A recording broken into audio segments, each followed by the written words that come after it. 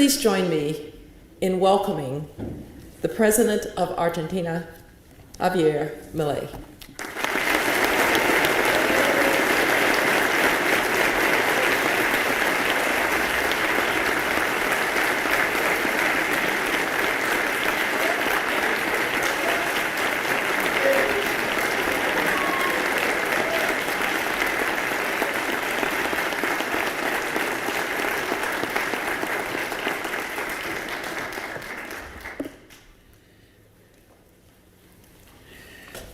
Buen día, muchísimas gracias por permitirme tener el honor de estar aquí con ustedes y por poder transmitirle algunas de las ideas que están siendo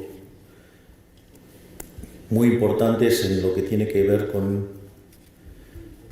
el gobierno que nosotros estamos llevando a cabo en Argentina. Naturalmente, en ningún momento dejo de ser economista y hay cuestiones que se vuelven súper importantes, sobre todo en lo que tiene que ver con la toma de decisiones.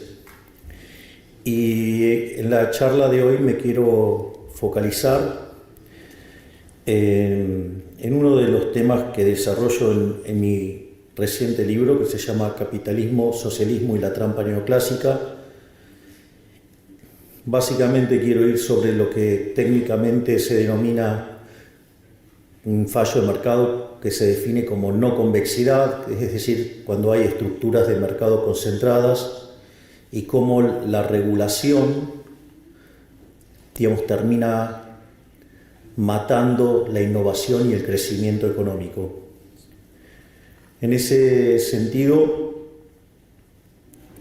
básicamente la charla está separada en 5 partes. Lo primero que voy a hacer es plantear la lógica de la estructura conceptual de lo que voy a estar presentando. Digo, cuáles son los elementos fuerza que están detrás de la argumentación. Y obviamente que después, una vez que hago esto, voy a empezar a elaborar donde yo considero que la estructura neoclásica tiene un problema, un fallo, un error, y que eso deriva en intervención del Estado y que eso es lo que termina matando el crecimiento económico. Básicamente, el primer elemento de la estructura conceptual es una idea de Mises. Mises señalaba que solamente había 2 sistemas económicos en forma polares, ¿no? O sea, por un lado el capitalismo de libre empresa, y en el otro extremo, el socialismo real. Esa idea, combinada con un trabajo de Hayek, muy famoso, que es el libro Camino de Servidumbre. El libro Camino de Servidumbre señalaba que cada vez que aparecía una intervención del Estado, el resultado terminaba siendo peor que lo que había originalmente. Hay una frase de Milton Friedman, que pasó mucho tiempo aquí en el Instituto Hoover, que decía que en general la corrección de un fallo de mercado por parte del Estado termina siendo peor que lo que teníamos originalmente. Y básicamente entonces lo que señalaba Hayek en Camino de Servidumbre es que cada vez que había una intervención el resultado era peor, y que eso motivaba a los políticos a nuevas intervenciones, y eso generaba no solo que el sistema funcionara peor, sino que implicaba cada vez mayor peso del Estado, y que esa dinámica a la postre llevaba al socialismo y por ende llevaba a la miseria. Por lo tanto, es importante saber, cuáles son las lógicas y las dinámicas también que conllevan a eso.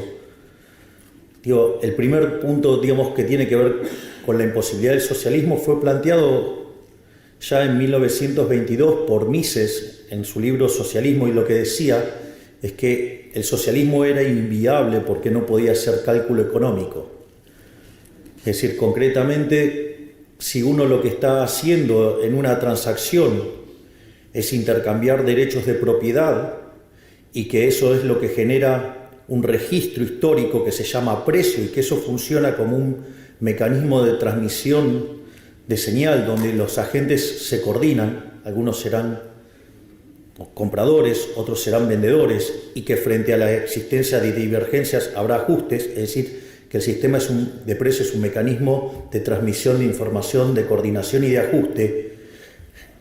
El evento se dispara por el intercambio de los derechos de propiedad. Por lo tanto, cuando aparece el Estado e interviene, lo que está haciendo es interferir sobre el derecho de propiedad.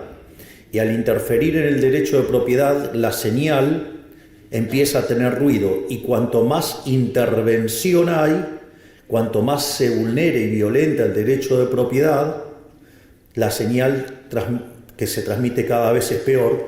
Y en el límite, en el socialismo real, y sin propiedad privada no hay sistema de precios y por ende el sistema se derrumba. Por eso en todos los lugares donde se aplicó el socialismo fue un fracaso en lo económico, en lo social y en lo cultural. Y además, como exacerba la violencia de los políticos, han terminado asesinando a 150 millones de seres humanos. La otra cuestión que también es muy importante y que entra dentro de estos problemas que se van generando con la presencia del socialismo y la intervención del Estado, es que además se genera una incompatibilidad de incentivos, porque si ustedes van a estar ganando dinero, y se esfuerzan para ganar dinero, como decía Milton Friedman, digamos, lo que tiene que ver con la responsabilidad social del empresario es ganar dinero, porque si lo hace es un héroe, porque básicamente lo que está haciendo es generar bienes de mejor calidad a un mejor precio, por lo tanto es un creador de bienestar. Y si ustedes intervienen y con el argumento de la distribución del ingreso y de la desigualdad y ese tipo de cuestiones con las que el socialismo ataca, la contraparte es que ¿para qué me voy a esforzar si me van a quitar el fruto de mi trabajo? Y si no me puedo apropiar del fruto de mi trabajo, entonces no tiene sentido trabajar. Es más, de hecho, la presencia del socialismo lo que hace es abortar los procesos de descubrimiento. Y eso no es un tema menor. De hecho, Hayek señalaba que el mercado es un proceso de descubrimiento. Hayek esto lo planteaba en términos de la discusión sobre la distribución del ingreso, al decir que no había tal cosa como una torta, sino que esa torta era una torta que se iba creando, que se iba descubriendo en la medida que el proceso de mercado iba tomando lugar. Pero esto es muy importante porque la injerencia del Estado lo que termina haciendo es rompiendo el proceso de descubrimiento que deriva o que es básicamente la innovación. Supongamos dos individuos que no están conectados y uno, genera un producto y tiene un desecho. Y de hecho ese desecho querría sacárselo de encima. Hasta estaría dispuesto a pagar por que alguien se lleve ese desecho. Y sucede que en la otra parte puede haber otro individuo que ese desecho le podría servir como insumo y estaría dispuesto a pagar por el mismo. Pero entonces aparece un tercer individuo y que descubre que una oportunidad de negocio, que es comprarle al primero y venderle al segundo. Es decir, y eso lo hace porque va a sacar un beneficio. Y si ese beneficio, que en realidad está arreglando el problema a dos individuos, con lo cual es maravilloso. Recuerden que el primero estaba dispuesto a pagar con tal de que se lo lleven y el segundo estaba desesperado para conseguirlo para poder hacer su proyecto. Entonces este tercer individuo obviamente que le va a ir bien porque está resolviendo un problema. Y si aparece el Estado regulándolo, lo que va a pasar es interferir en ese proceso, va a abortar, y si el Estado avanza mucho hasta lo va a abortar directamente. Y por lo tanto todos vamos a vivir mucho peor. Probablemente, el caso más emblemático haya sido durante la pandemia con los barbijos. Si hubieran dejado a la fuerza del mercado libremente, hubiera habido muchísimos más barbijos más rápidamente y mucho más barato. Y el hecho de que se metiera el Estado lo único que hizo generó un gran problema. Naturalmente que en economías no tan intervenidas generó daño en economías súper intervenidas, como el caso de Argentina, hizo que Argentina tuviera 130.000 muertos por COVID, cuando si hubiéramos hecho las cosas como un país mediocre, hubiéramos tenido 30.000 muertos. Es decir, que el Estado presente, la intervención estatal, a los argentinos nos costó 100.000 vidas en un año. Es decir, la intervención del Estado a la postre termina siendo una intervención asesina de manera directa o indirecta.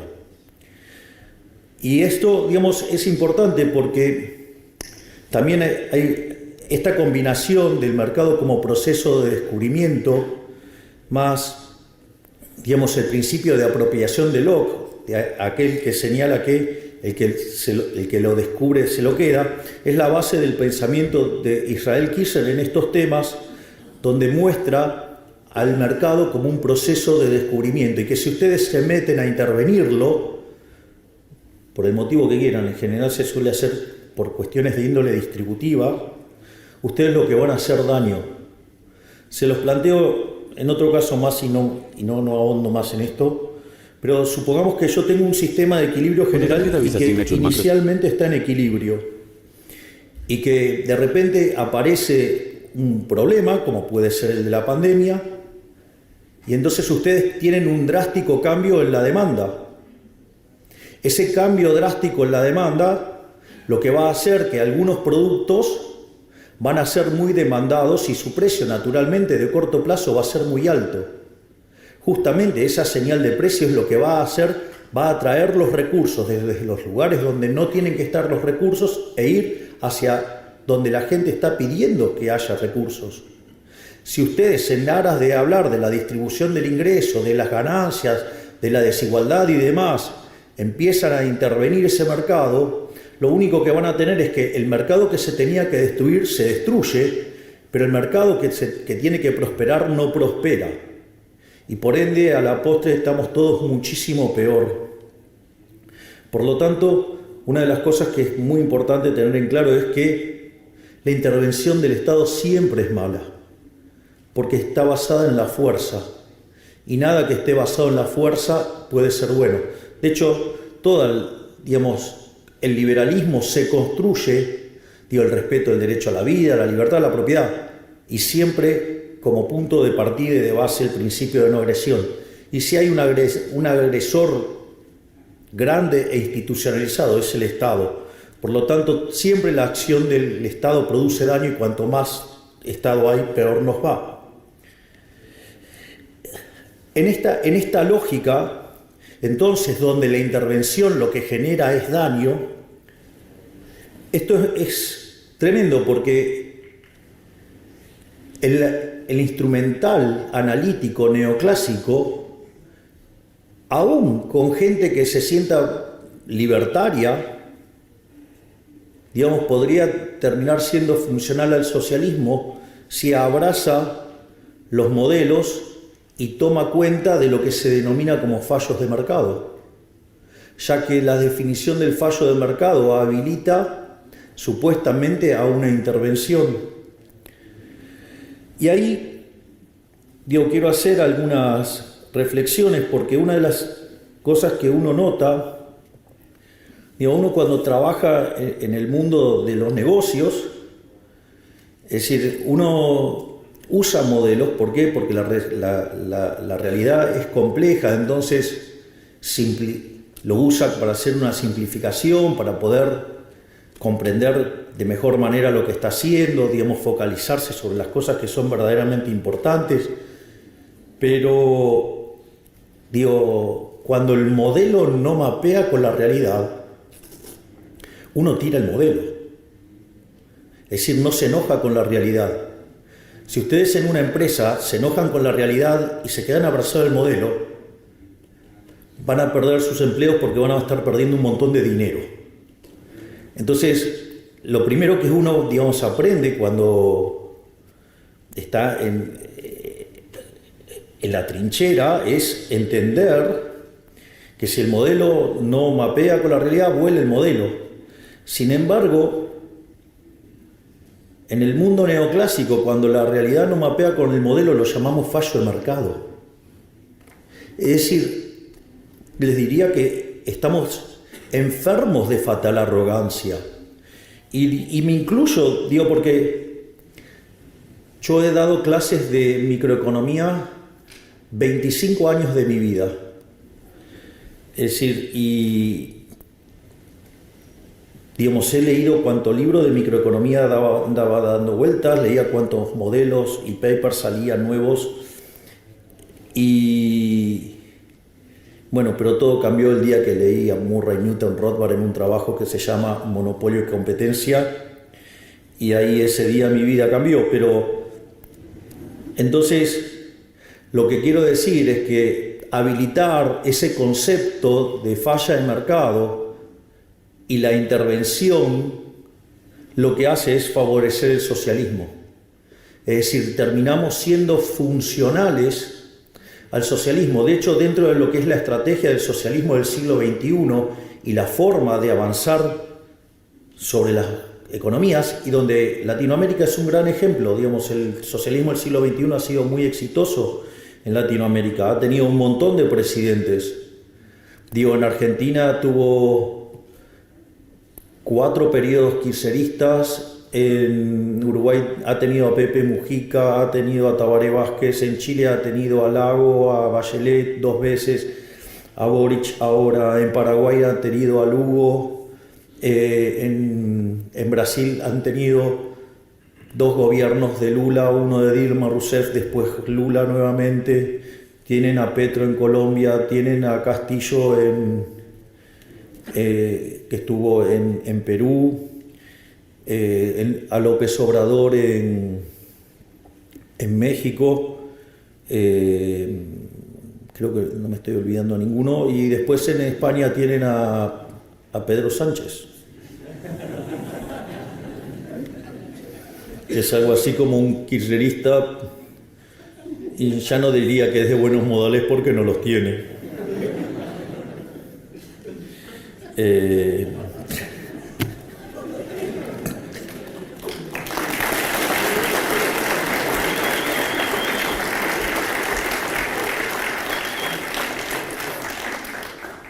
Ahora, entonces es, bueno, ¿y entonces qué hacemos? Bueno, yo una de las cosas que voy a hacer es detectar estos problemas, proponer algunas soluciones, pero naturalmente, digamos, les aviso que esto es parte de mi próximo trabajo que estoy escribiendo con el doctor Demian Reidel, quien además tengo el privilegio de que me acompañe y que sea uno de mis jefes de asesores.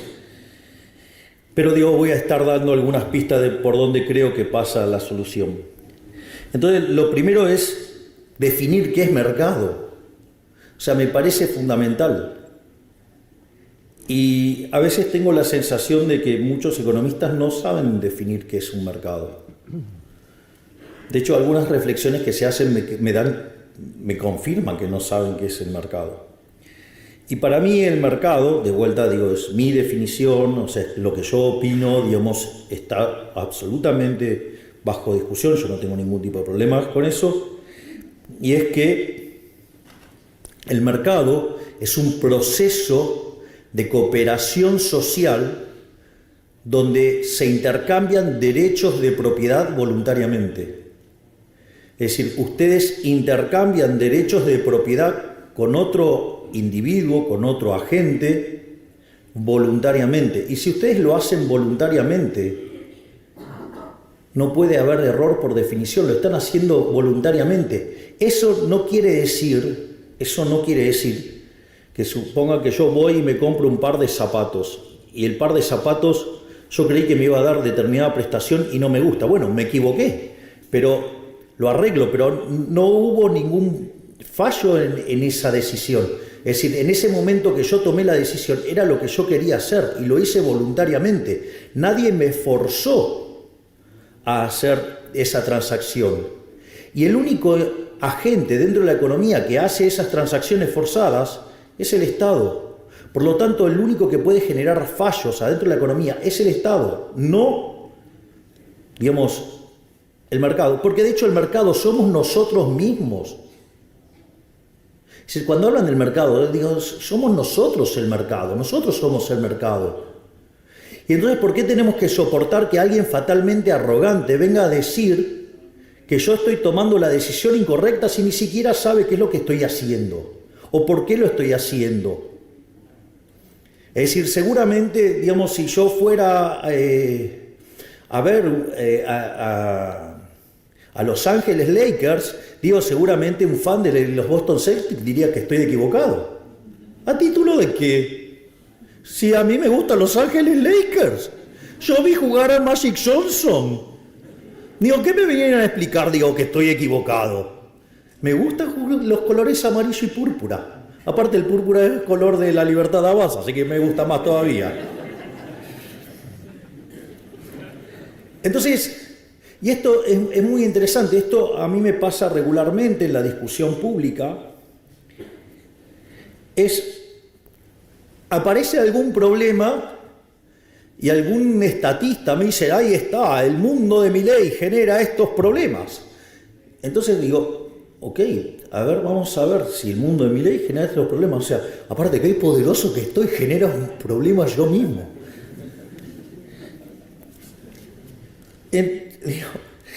Entonces, nada, digo porque hay cosas que me pasan por la cabeza que obviamente no las puedo contar porque tengo una restricción que sigo siendo jefe de Estado.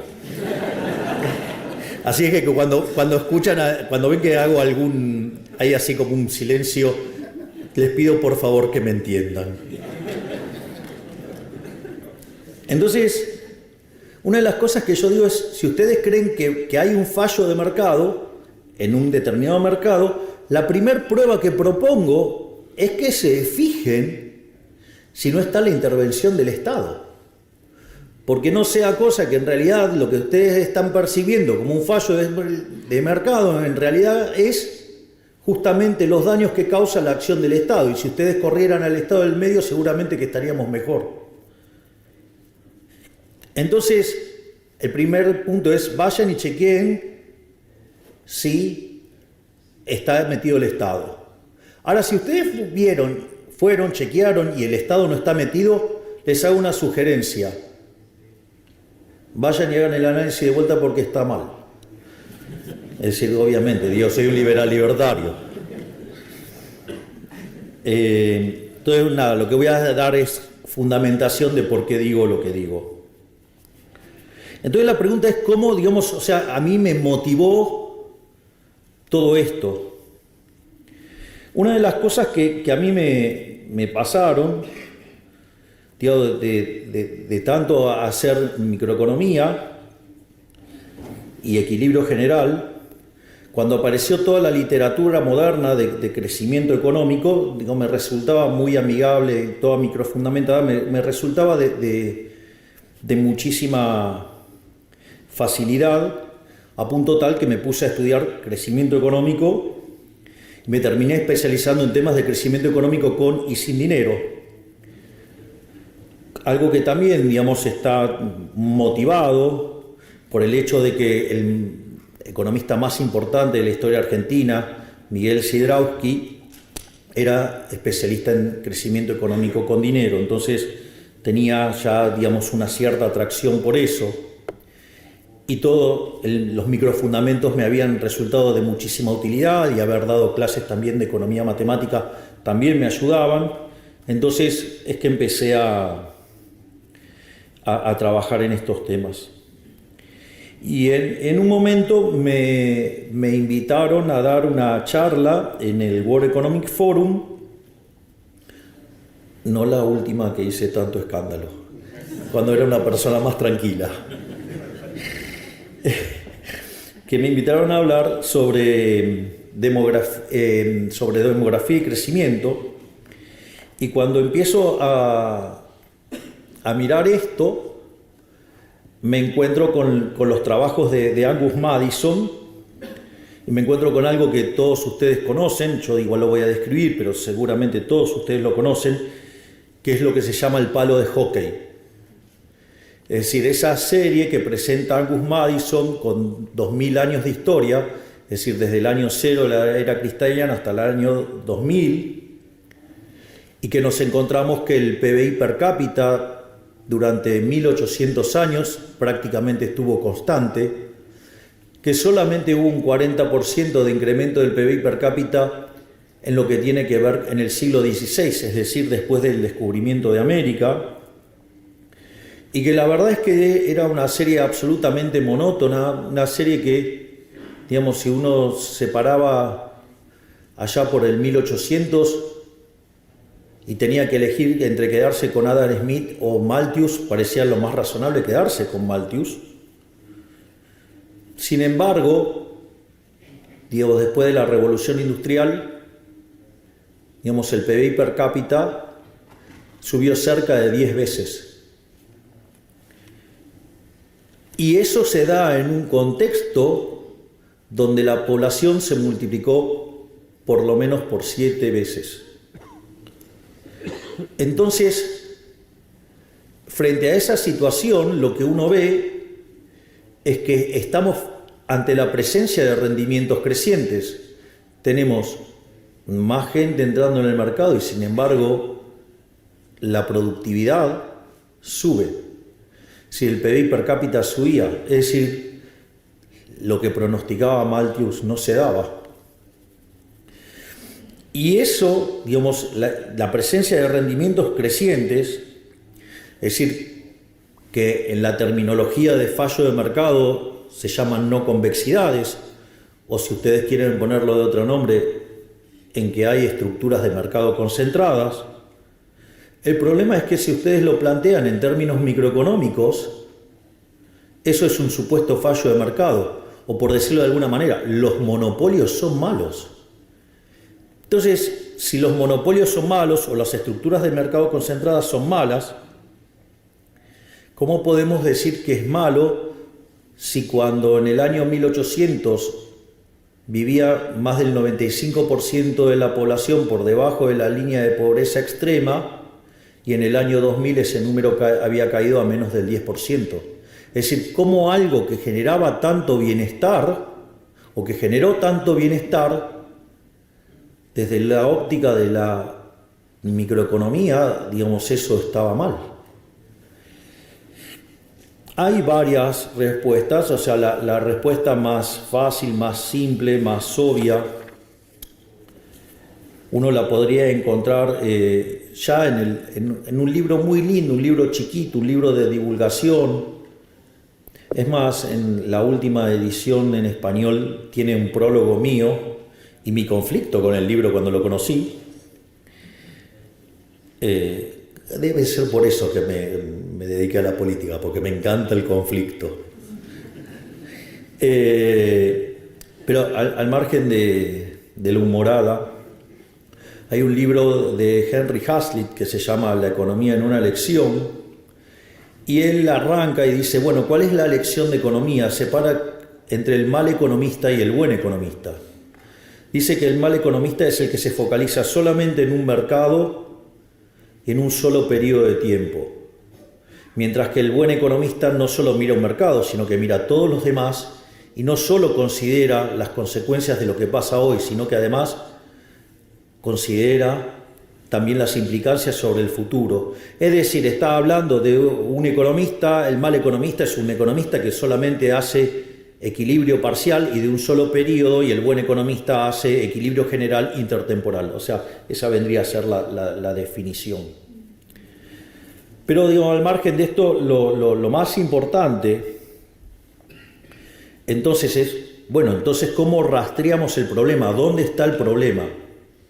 Entonces ahora les voy a expoliar la respuesta y después voy a dar las explicaciones.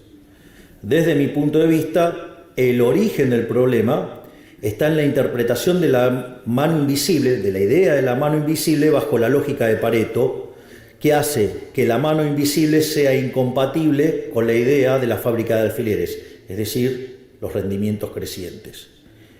Y cuando uno avanza en la estructuración formal del análisis de la eficiencia, ¿sí? Digamos, elegir determinadas construcciones matemáticas hacen que entre en disputa la mano invisible con la fábrica de alfileres. Y eso tiene consecuencias analíticas claras, Y a partir de esa construcción, cuando metemos cuestiones normativas adentro del análisis del equilibrio, es donde empieza a aparecer este conflicto entre la realidad y el modelo. Conflicto que nosotros, digamos, lo llamamos fallos de mercado. Entonces, digamos, cuando aparece el problema de las no convexidades, entonces digamos, tiene que ver con las estructuras de mercado concentradas, con los monopolios. Podemos tener el caso de los bienes públicos. Por ejemplo, hay algo muy divertido con los temas de los bienes públicos.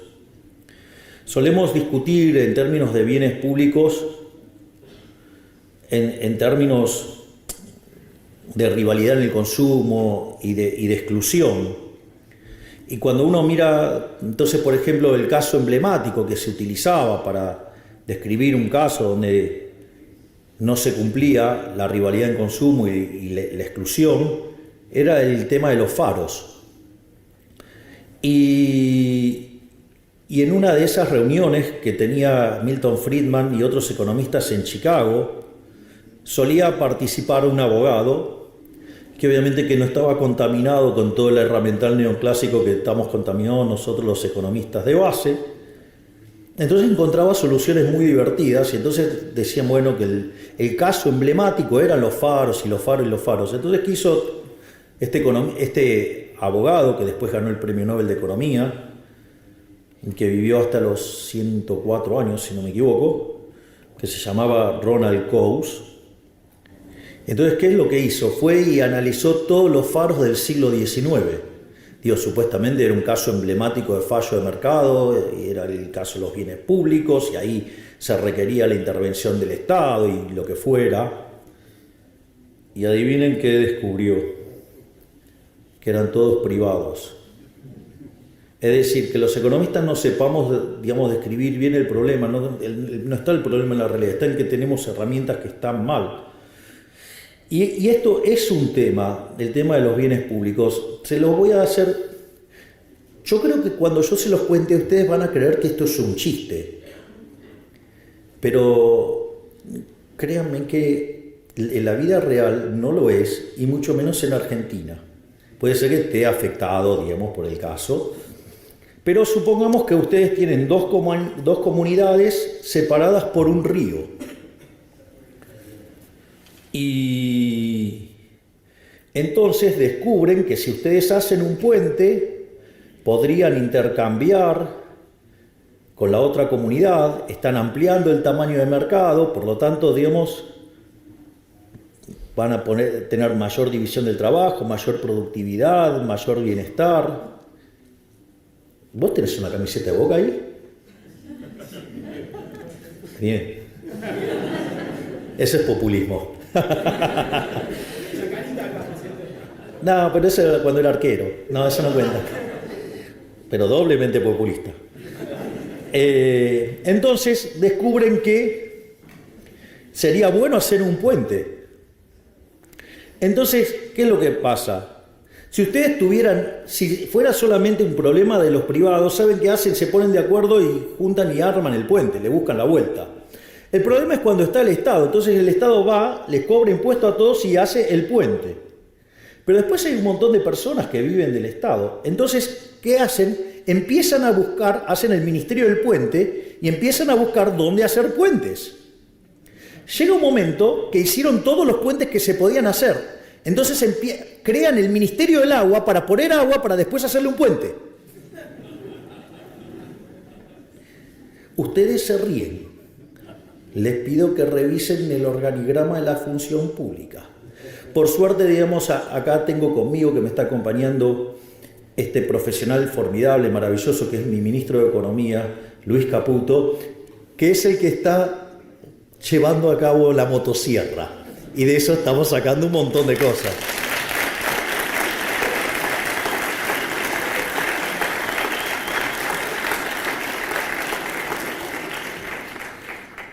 Quiero decirles que a mí me pone muy contento cuando aplauden a mi ministro de Economía, porque no solo que está haciendo el ajuste más grande de la historia argentina, sino que es el más grande en la historia de la humanidad por profundidad y en cantidad de tiempo.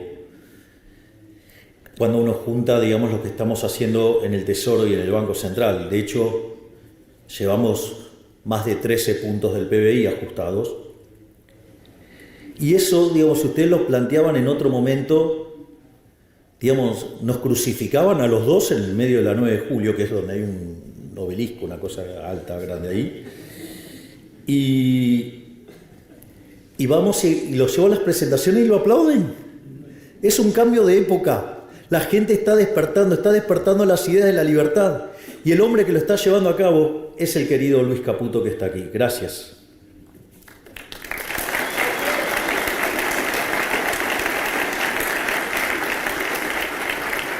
Obviamente que hay otro tipo de supuesto fallo de mercado y que lo podríamos analizar. Digo, externalidades. Ustedes, toman el caso de las externalidades. Las externalidades en consumo. En realidad las externalidades en consumo es para evitar ese punto, es para que no haya un problema de circularidad en la resolución del problema de equilibrio general. Pero ustedes se creen que la gente es tan idiota que no va a poder decidir, va a llegar un momento que se va a morir de hambre, con lo cual, digamos, va a decidir de alguna manera para no morirse. Es decir, entonces no necesito que alguien intervenga para resolverme la externalidad del consumo, porque a la postre alguien lo va a resolver. O, digamos, los casos de externalidad en producción, ¿cuántas veces vieron en los libros de texto, digamos, la empresa que contamina el mar, el agua? En realidad es un problema de definición de propiedad. De hecho, una de las cosas brillantes que también resolvió Coase era el tema de resolver estos problemas asignando derechos de propiedad. Otra cuestión más es la de información asimétrica, donde obviamente, digamos, ahí está claro que, digamos, que mejor que no se meta el Estado, porque, digamos, nosotros podemos resolver ese problema mejor estando en la trinchera que alguien que lo va a mirar desde el Everest. Y la otra cosa también sumamente arrogante es el tema de fallo de coordinación como consecuencia de un problema del dilema de los prisioneros. Digo, si ustedes se fijaron que hay un supuesto fuerte en el dilema de los prisioneros, es que los prisioneros no pueden interactuar. Es decir, o sea, ustedes se dan cuenta que ese supuesto tan simple tiene un nivel de violencia institucional grosero. Y entonces, como agarro y meto ese nivel de violencia institucional grosero, entonces ahora necesito un organismo violento para resolver el problema de coordinación, como si los agentes fueran idiotas. Y los agentes no son idiotas, los agentes son inteligentes. El problema es que hay un montón de sátrapas metidos en el medio que se llama Estado y que viven de nuestra plata y que por eso generan estos problemas. ¿Para qué? Para vivir ellos, no para que nosotros estemos mejor. Es decir, ellos se autocrean su propia demanda. ¿Por qué? Porque tienen el poder coercitivo del Estado en el medio. Es decir, el tipo que está en el Estado, digamos, se fija que puede regular. Una cosa que le va a pasar con los reguladores, y esto es importante que lo tengan, como están en esa oficina y necesitan justificar por qué están calentando la silla, crean regulaciones para justificar su existencia y nos arruinan la vida a todos. Digo, esto no es menor, porque esto tiene implicancias directas de cómo esto impacta negativamente sobre la innovación, por ejemplo. Bueno, regulan porque no saben, regulan porque tienen que calentar la silla, regulan por lo que sea y nos están arruinando la vida.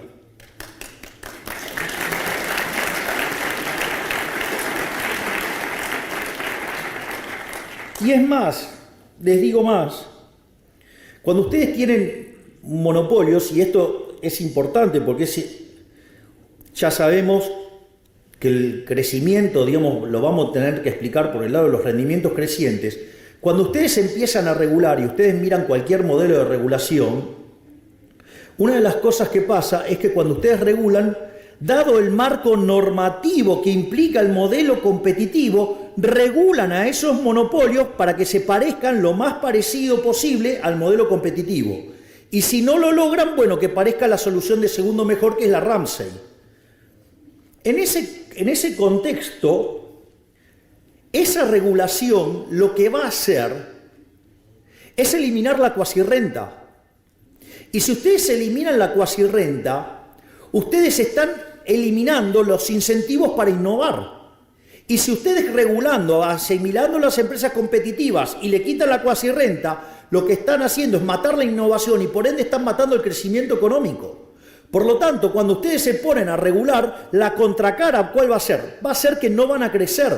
¿Cuál es la región del mundo que menos crece? Por escándalo, Europa.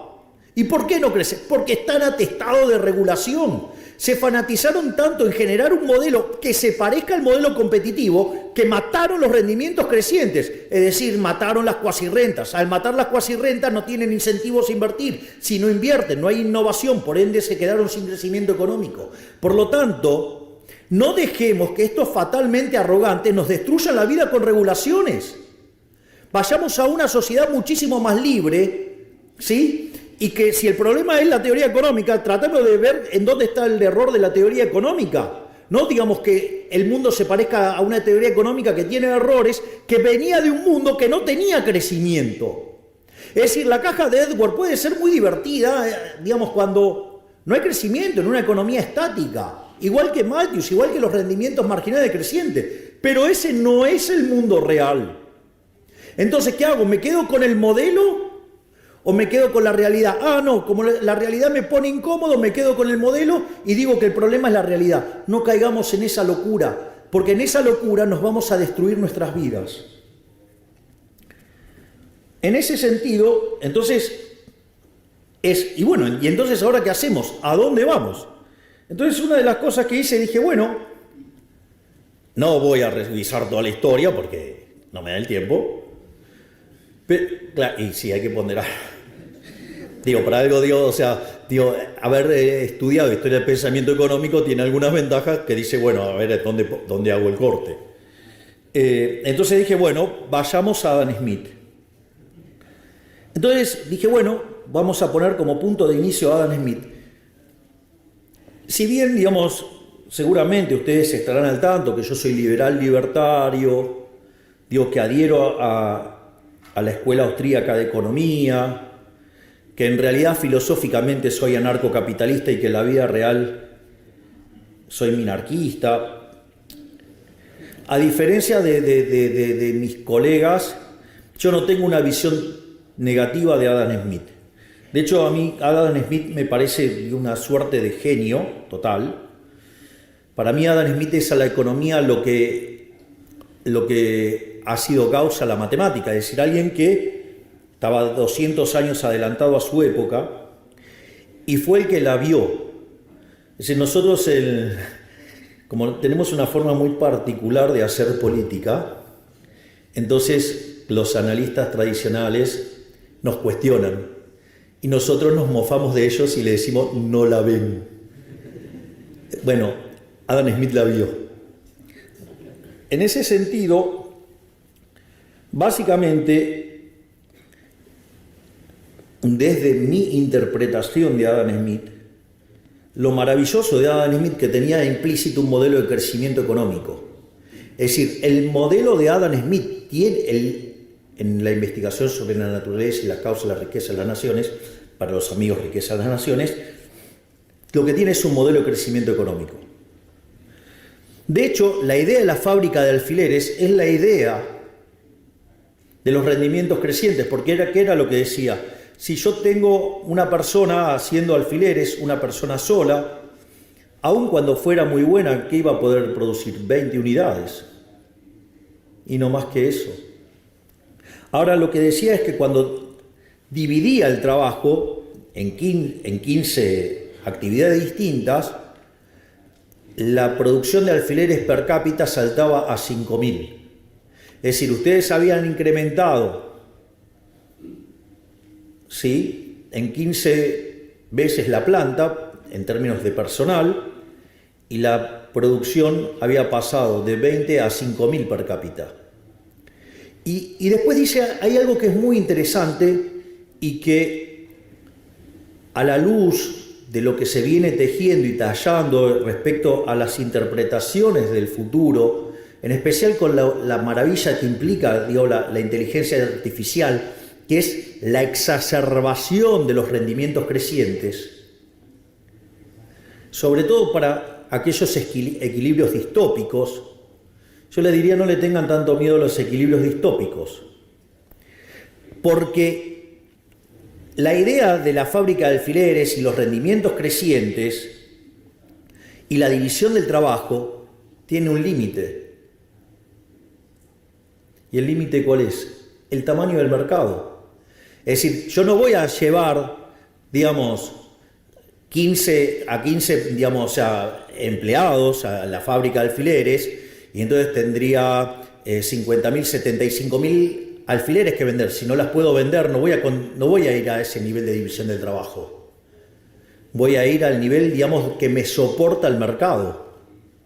Es decir, entonces no piensen el proceso solo del lado de la oferta, piensen que del otro lado está la demanda. Digo, no volvamos a caer en los problemas que caímos en el pasado con el odio a la máquina, es decir, con los luditas. Es decir, porque, a ver, el día que Edison inventó la lamparita, ahí claro, digamos, los fabricantes de velas estaban muy enojados. Y entonces, y la realidad es que fue maravilloso lo que hizo Edison, ¿no? Porque eso me permitió tener un bien de mejor calidad, un mejor precio, le llegó a más gente, además generó más trabajo y además me ahorré dinero y pude gastar en otros bienes, es decir, una máquina de generar bienestar, es decir, los que generan progreso tecnológico son máquinas de generar bienestar, pero nunca pueden ir más allá del límite del mercado, salvo que haya innovación y que hace que todos seamos más ricos, que todos estemos mejor. Entonces, no tengamos miedo, no pidamos regulaciones porque no entendemos de qué se trata. Tratemos de entender de qué se trata y no de regular. Es decir, nunca la libertad puede ser mala. Lo malo es no ser libres. Nunca es mala la innovación. De última, digamos, podemos discutir los valores sobre los que está construida la innovación. Y si los construimos sobre los valores del libertarianismo, digo, ¿quién podría estar en contra sobre el respeto irrestricto del proyecto de vida del prójimo en defensa del derecho a la vida, la libertad, la propiedad y basado en el principio de no agresión? ¿Cuál es el problema con eso? ¿Quién está en contra de eso?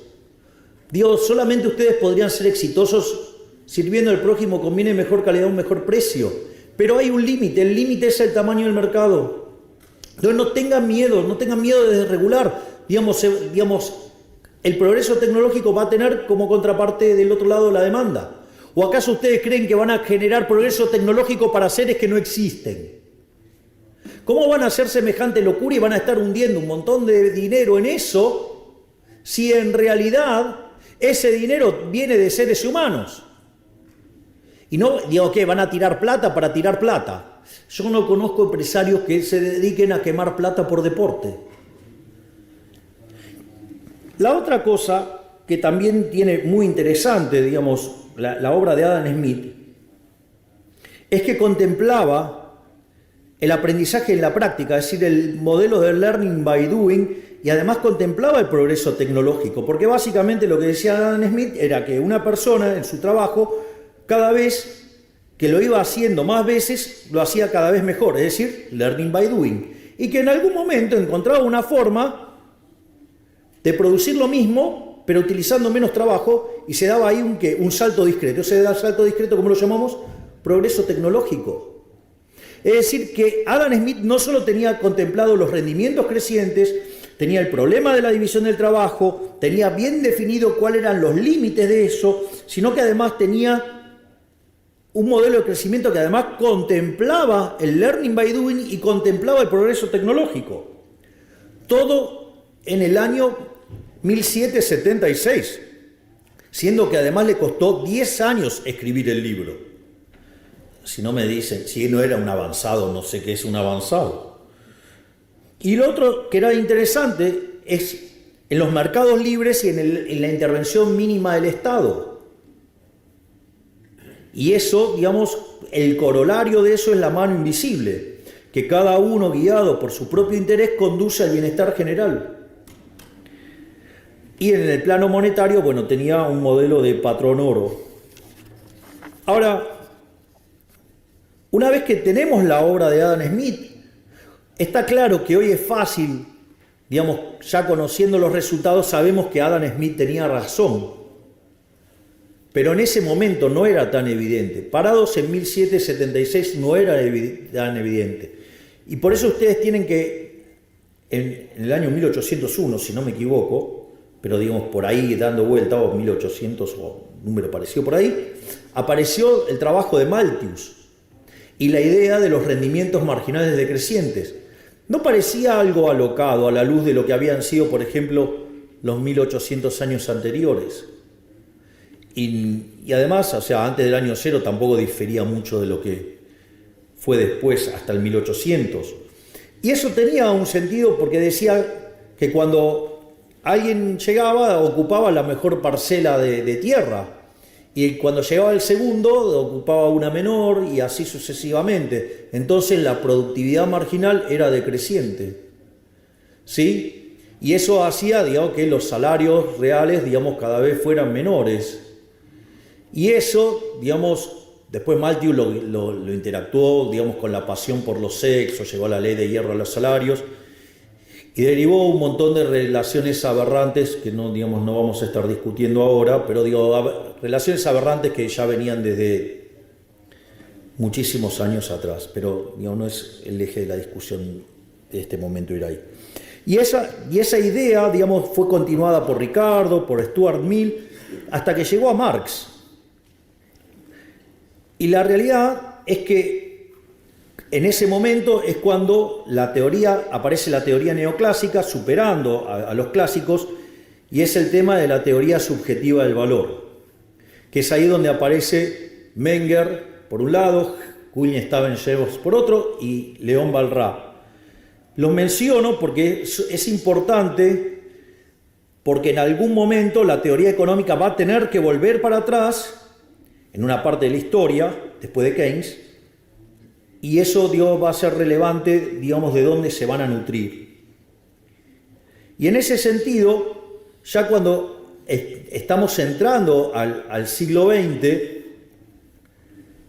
se empieza a hacer evidente que el análisis de Malthus estaba mal, que lo que había planteado Adam Smith estaba bien, que estaba el problema de los rendimientos crecientes y que si uno quería explicar el crecimiento económico con los rendimientos constantes a escala y con el herramental neoclásico en ese formato, no funcionaba, y mucho menos con rendimientos marginales decrecientes.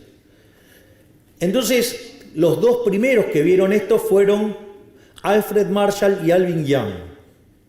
Y empezaron a ver cómo podían hacer para meter la cuestión de los rendimientos crecientes adentro de la estructura de los modelos para poder explicar el crecimiento económico. Y este debate era tan importante y tan intenso que es cuando se empieza a discutir sobre el monopolio, y ustedes ahí se van a encontrar con la teoría del monopolio, digamos que de Joan Robinson, o digamos modelos muy interesantes como el de Chamberlain, con la competencia monopolística. Es decir, había todo un clima de época para tratar de ver dónde estaba el problema de los rendimientos crecientes y cómo meterlos en lo que nosotros hoy llamaríamos análisis macroeconómico o crecimiento económico, para explicar el crecimiento económico. Es decir, había un problema concreto. Pero apareció Keynes. Y el problema con la aparición de Keynes es que todo el marco analítico que existía previo lo destruyó todo. Es decir, la teoría general es una obra maestra, pero una obra maestra del mal, del terror.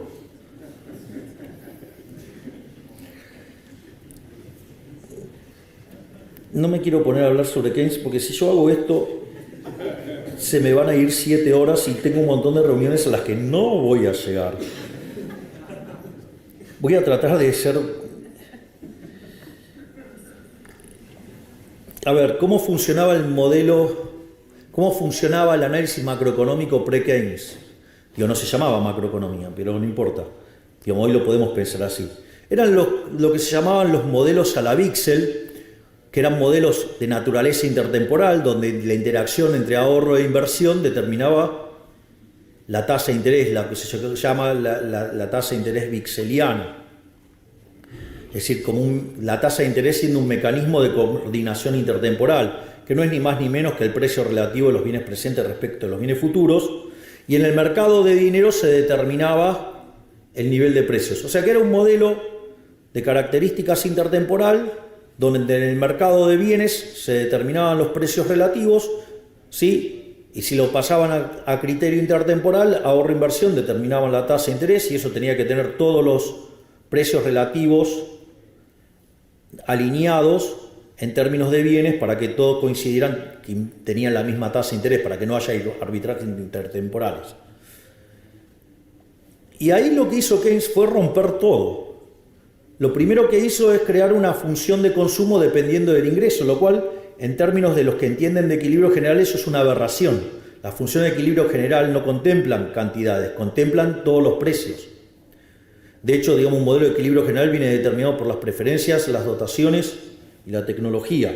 Y si sacan las funciones de exceso de demanda, dependen de los precios. No hay, el ingreso no aparece ahí. Eso es una cosa. El ingreso se deriva de vender mis dotaciones y de la participación que tengo en los beneficios. Por ende, digamos, con los precios está toda la información. Pero como Keynes no era economista y solamente había tomado un curso con Marshall, que era el campeón del equilibrio parcial, se le ocurrió meter ahí en la función de consumo el ingreso. Y ahí, ¿qué hizo? Le rompió la intertemporalidad al consumo y por ende, digamos, el ahorro pasó a ser un residuo.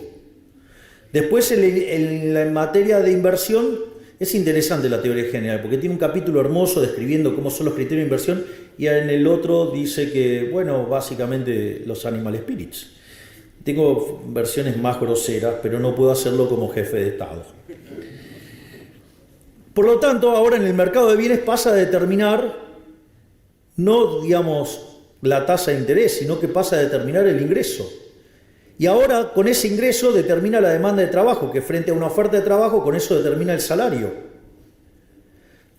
Y tiene un par de problemas, porque le falta determinar el nivel de precios y le falta determinar la tasa de interés.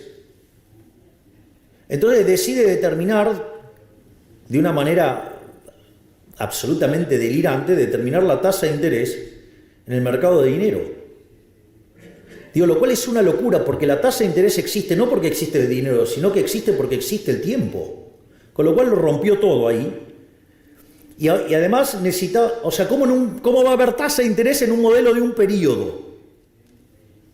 Digo, se dan cuenta que no tiene sentido, no tiene gollete. La tasa de interés es una cuestión esencialmente intertemporal. Por lo tanto, obviamente no tenía teoría del capital ni nada por el estilo. Y entonces, ¿qué hizo? Bueno, determinó que el nivel de precio de la economía era un markup sobre los salarios. Es decir, otra aberración, o sea, destruyó toda la teoría del valor. Obviamente, semejante monstruo podía funcionar, no.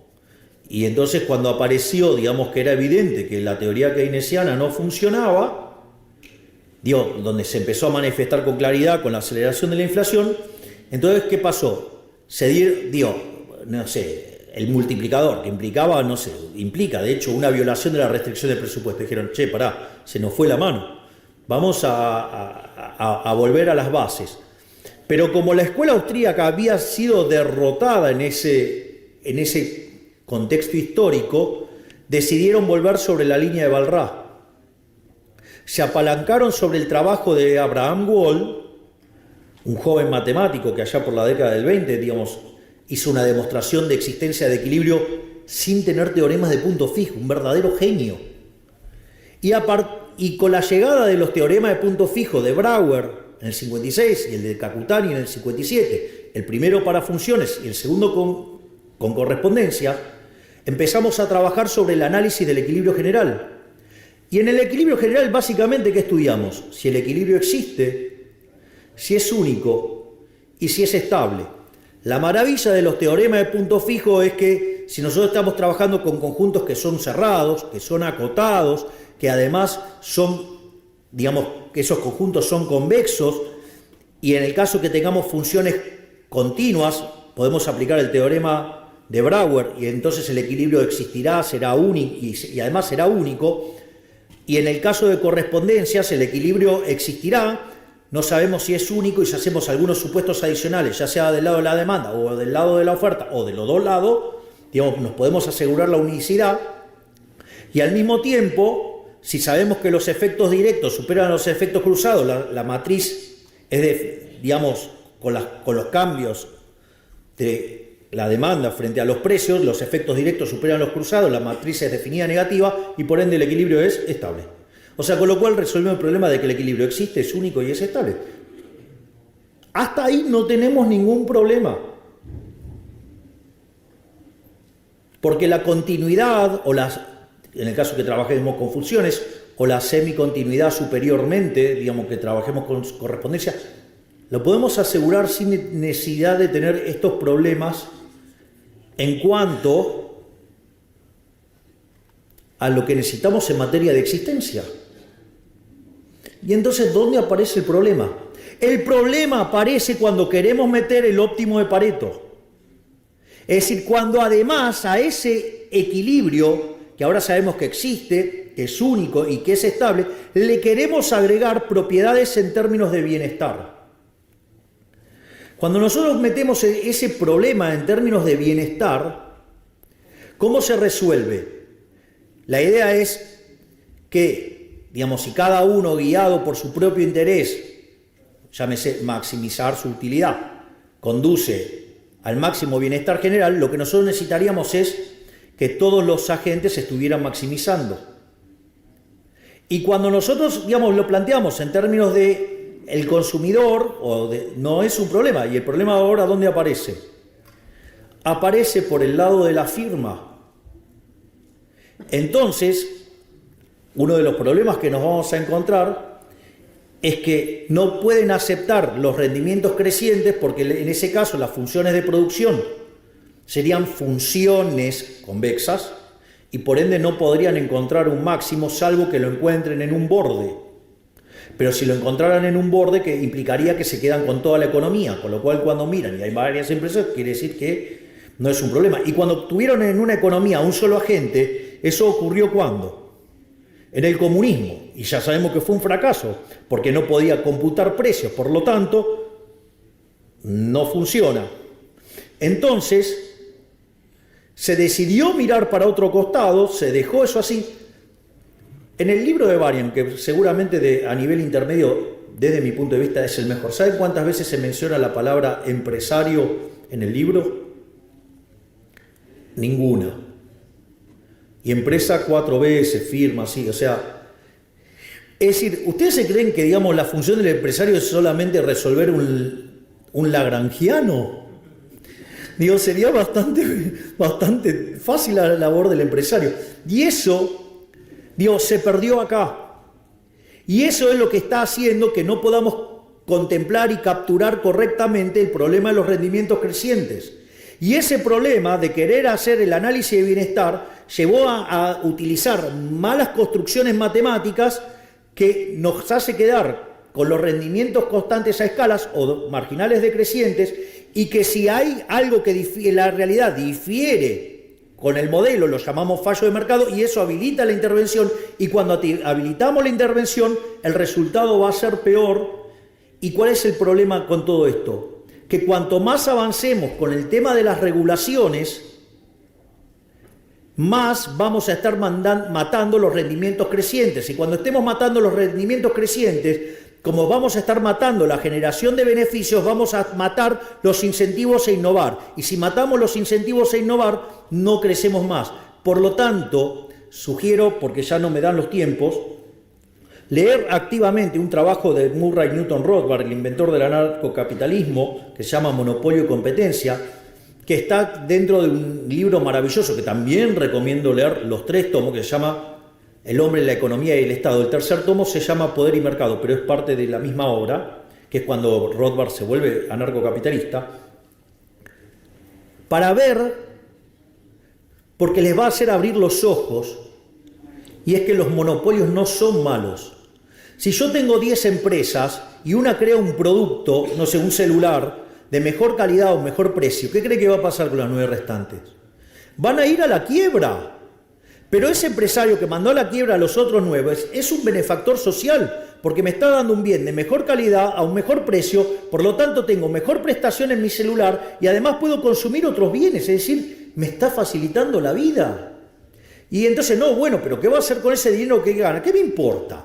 Si lo ahorra, se transforma en inversión en otro lugar. Si lo reinvierte, su empresa crece más, me va a dar todavía mejores celulares y va a pagar mayores salarios y voy a ahorrarme más plata y voy a hacer un montón de otras cosas. ¡Fantástico! O sea, ¿cuál es el problema?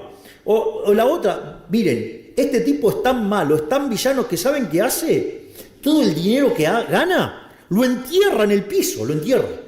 Aun cuando, digamos, quede como un cráter, ¿no? Si hiciera eso, está quitando dinero de la economía, por lo tanto el nivel de precios es menor y nos beneficiamos todos. Por lo tanto, no tengamos miedo, vayamos hacia adelante, seamos optimistas, no sabemos cómo va a ser el futuro, lo único que sabemos es que va a ser mucho mejor y va a ser muchísimo mejor si en el medio sacamos al Estado de toda nuestra vida. Muchísimas gracias.